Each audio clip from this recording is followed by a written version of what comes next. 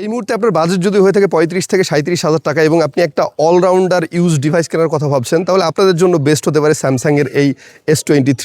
এই ফোনটা লাস্ট 1 বছর ধরে কিন্তু আমি ইউজ করতেছি এবং এইটা আমার কাছে মনে হয়েছে এই বাজেটের মধ্যে এখন পর্যন্ত সব থেকে সেরা ডিভাইস। কারণ লুকস থেকে শুরু করে ক্যামেরা আর পারফরমেন্স থেকে শুরু করে বিল্ড কোয়ালিটি প্রত্যেকটাতেই কিন্তু স্যামসাং গ্যালাক্সি S23 সেরা। প্রথমে যদি এই ফোনটার ডিজাইন এবং বিল্ড কোয়ালিটি নিয়ে কথা বলি, এই ফোনটা রিলিজ করা হয়েছিল কিন্তু 2023 সালে, বাট এটাকে দেখে আপনার কোনোভাবে মনে হবে না এটা 2023 সালের একটা ডিভাইস, কারণ এটার বিল্ড কোয়ালিটি থেকে শুরু করে লুকস কিন্তু এখনও পর্যন্ত মডার্ন। পাশাপাশি এর সামনের থেকে যদি দেখেন 6.1 ইঞ্চের ডিসপ্লেটা কিন্তু খুবই ন্যারো বেজেল, অর্থাৎ সামনে থেকে মনে হবে যে একেবারে বেজেললেস ডিসপ্লের একটা ফোন আপনি ইউজ করতেছেন, যার ফলে এটাকে আপনার কোনোভাবে কিন্তু ব্যাকডেটেড মনে হবে না। আর এর চারিপাশে প্রোটেকশনের জন্য কিন্তু অ্যালুমিনিয়াম ফ্রেম ইউজ করা হয়েছে, সামনে পেছনে কিন্তু গরিলা গ্লাস ভিক্টাস 2 এর প্রোটেকশন আছে, যার ফলে প্রোটেকশনের দিক থেকেও কিন্তু এটাতে কোনো ধরনের কোনো কমতি রাখা হয়নি।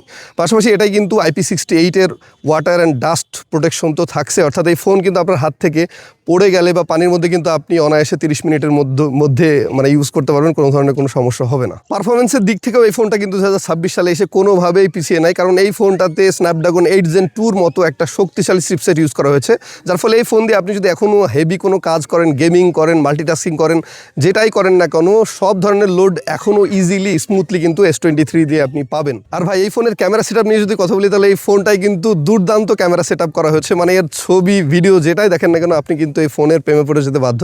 এই ফোনটাই পেছনে দিকে কিন্তু 3টা ক্যামেরা সেটআপ ইউজ করা হয়েছে, অর্থাৎ আপনি আলট্রা ওয়াইড পাচ্ছেন, টেলিফটো লেন্স পাচ্ছেন এবং মেন সেন্সর তো অবশ্যই পাচ্ছেন, যার ফলে কিন্তু কোনো দিক থেকে কোনো ঘাটতি থাকছে না। আপনারা যারা একটু স্যাচুরেটেড ছবি পছন্দ করেন, কালারফুল ছবি পছন্দ করেন, তারা কিন্তু স্যামসাংয়ের ফোনের ক্যামেরা থেকে দেখবেন সব থেকে বেস্ট আউটপুট পাবেন, এবং এই ফোনটাও কিন্তু সেই দিক থেকে পিছিয়ে না। এখান থেকে আপনি কিন্তু একটা বেস্ট রেজাল্ট পাবেন ফটোগ্রাফিতে, ডে লাইট হোক, নাইট মুড হোক, যেভাবে আপনি ছবি তুলবেন, আলট্রা ওয়াইড হোক, প্রত্যেকটাতে কিন্তু আপনি বেটার রেজাল্ট পাবেন। পাশাপাশি এই ফোনটার ভিডিওগ্রাফি নিয়ে যদি কথা বলি, তাহলে এই ফোনের ভিডিও কিন্তু দুর্দান্ত। এখন যে ভিডিওটা হচ্ছে সেটাও কিন্তু একটা স্যামসাং গ্যালাক্সি S23 দিয়ে হচ্ছে, এবং আমার যতগুলো ভিডিও আপনারা দেখেন ওইগুলো কিন্তু আমি S23 ক্যামেরা দিয়ে শ্যুট করে থাকি।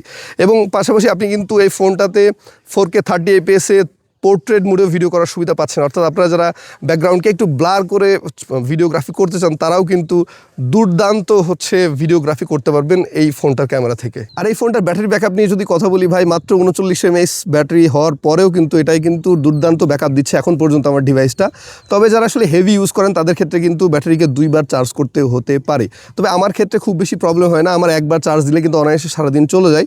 তো আমার এই ফোনটা শুধুমাত্র ব্যাটারি ব্যাকআপটা একটু কম মনে হয়েছে, মানে এই 2026 সালে এসে যদি 6000 mAh ব্যাটারি বা 7000 mAh ব্যাটারির যুগে এসে আসলে 39 mAh ব্যাটারি খুব বেশি চলে না, তবে এই ফোনের অপটিমাইজেশনের কারণে কিন্তু আপনি দারুণ ব্যাটারি ব্যাকআপ পাবেন। সো 2026 সালের এই সময় এসে আপনি যদি মনে করেন একটা অলরাউন্ডার ইউজড স্মার্টফোন কিনবেন 35 থেকে 37,000 টাকার বাজেটের মধ্যে, তাহলে আপনাদের জন্য এই ডিভাইসটা নিঃসন্দেহে বেস্ট হতে পারে। সো এই ছিল আজকের মতো। নেক্সটে কোন ফোনের ভিডিও রিভিউ দেখতে চান সেটা অবশ্যই কমেন্ট করে জানাবেন, আর আমার ভিডিওগুলো ভালো লাগলে অবশ্যই আমার চ্যানেলটা সাবস্ক্রাইব করতে ভুলবেন না।